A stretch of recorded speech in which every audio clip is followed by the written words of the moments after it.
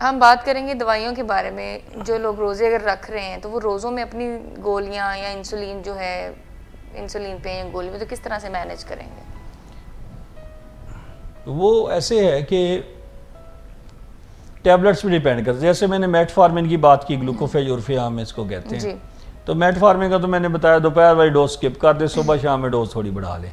ठीक है। इसका कोई साइड इफेक्ट नहीं है, रोज़े में आप रख सकते हैं रोज़े उसके साथ। फिर आपकी सीटाग्लिप्टिन्स हैं, वीलाग्लिप्टिन्स हैं, ये वो ग्लिप्टिन जो दवाइयाँ हैं, तो इनको आप ले सकते हैं। इनकी डोज थोड़ी रिड्यूस भी की जा सकती है डिपेंडिंग अपॉन आपके ब्लड शुगर लेवल्स के हैं।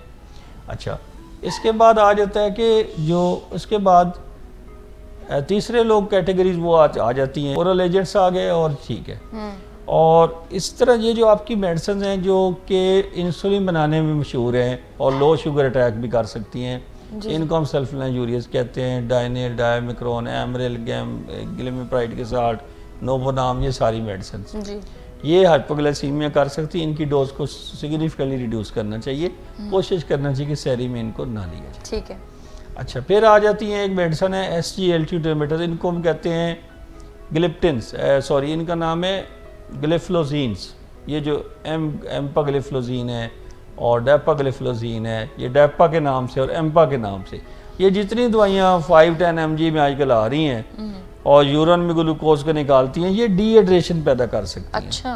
तो इसलिए ये वेट रिड्यूस भी करती है। तो अगर हम इनको किसी टाइम पे ले लेंगे तो डिहाइड्रेशन का बायस बन सकती है। तो इसलिए इनको हम रिकमेंड नहीं करते सुबह सहरी में। ठीक है, अभी ऐसे कुछ स्टडीज़ और भी हो रही हैं, मे भी अगले साल तक ये आ जाए कि इनको कैसे इस्तेमाल कर सकते हैं सेफली। और इंसुलिन, अब इंसुलिन के बारे में बात कर लेते हैं। इंसुलिन में एक तो पेशेंट्स हैं जो लेंटस इंसुलिन ले रहे थे, गलार्जी ले रहे हैं, ये लेवी में एक दफ़ा वाली लगा रहे हैं, वो तो अपनी डोज पे लगा सकते हैं, उसमें 1/3 रिडक्शन कर लें शाम वाली डोज में।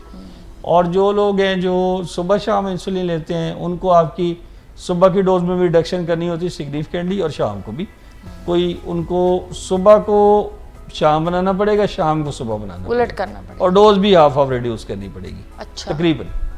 लेकिन ये उनको फिर बैठ के अपनी प्लानिंग करनी चाहिए। ये समझने वाली बात। इसी तरह कुछ लोग मिक्सचर ले रहे हैं 70-30 का, या वो मिक्स स्टार ले रहे हैं, तो भी सुबह वाली डोज को फिर शाम पे लें और शाम वाली डोज को सुबह ले जाके ऑफ करें, तो बात बनेगी। समझने वाली बात है ना, अंडरस्टैंड करने वाली। और इसी तरह शॉर्ट एक्टिंग इंसुलिन होती है, जैसे हिमालोग, नोवोमिक्स, नोवोरैपिड, इनको आप सहरी में ले सकते हैं क्योंकि इनका असर 2-3 घंटे में ख़त्म हो जाता है, और आपकी सहरी का असर ख़त्म, इनका असर ख़त्म, ये वाली बात।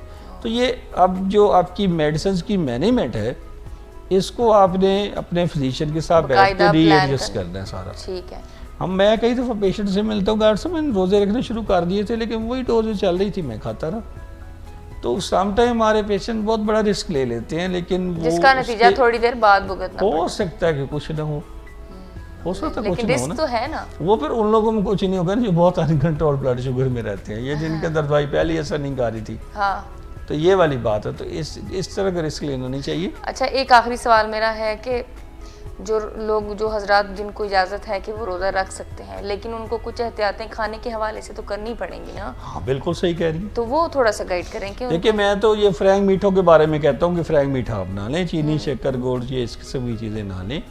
आप अगर आप सहरी करते हैं तो जो रूटीन का आपका नाश्ता है वो सहरी बन जाना है, जो आपकी इफ्तारी है वो एक तरह से आपका लंच है, जो आप अपनी बीमारी में रहते हुए खा रहे हैं, वो इफ्तारी में एक तरह का लंच है इफ्तारी। और जो रात 10-11 बजे आप कुछ खाते हैं वो एक तरह से डिनर टाइप हो गया, मिनी डिनर हो गया। ठीक है, तो आप ये शाम को जो इफ्तारी करते हैं वो ज़रूरी नहीं है कि बहुत सारे पकौड़े ले लीजिए तो इफ्तारी होगी। एसोसिएट करते हैं आप सिंपल अपना फ्लूइड इनटेक उसमें बढ़ा लें। एग्जैक्टली। और फिर प्रॉपर अपनी नमाज पढ़ने के बाद प्रॉपर अपना एक तरह से जिस तरह लंच कह सकते हैं वो कर लें, रादर दैन कि आप उसके लिए बहुत एक्स्ट्रा मील्स जो है प्रिपेयर करवाएं। कई सारी चीज़ें हमें मज़हब में भी नहीं कही हुई, मजबूरियाँ भी नहीं है, लेकिन हम कल्चर के तौर पे करते हैं, शाहाना अंदाज। हाँ, तो इसलिए उनको अवॉइड किया जा सकता है। आप उसको अपनी कैलोरीज का जो हिसाब किताब रखें। हाँ, लिक्विड्स की इनटेक सहरी और इफ्तारी के दरमियान ज़्यादा करें, ताकि आपको डिहाइड्रेशन से बचा जा सके। ये वाली बात आपने बात की थी कि वेट बढ़ जाता है तो वो इन्हीं वजूहत यही इन्हीं वजूहत है total ना कि calories, आप हाँ। कैलोरीज का जो आप कैलोरीज इन जो है वो ना बढ़ा लें। और फिर एक डिफरेंस ये भी तो होता है ना कि हम एकदम से खा रहे होते हैं इतना बड़ा मील। हाई कैलोरिक डाइट्स ना लें आप, कैलोरीज का हिसाब किताब रखें। वो जो हमारी डायबिटिक इंस्टीट्यूट की फाइल के अंदर लिखा होता है ना कि अपने अदादो शुमार पे नज़र रखें, तो वो यही तो तो है। यही बात यहाँ भी फिट होती है कि अपने कैलोरीज के अदादो शुमार पे नज़र रखें कि आपको कितनी कैलोरीज चाहिए, हिसाब कितने किताब ले रहे हैं आप, रखे ना हिसाब अपने किताब। शबो रोज का, दिन रात बिल्कुल, खाना पीना। बिल्कुल, बिल्कुल।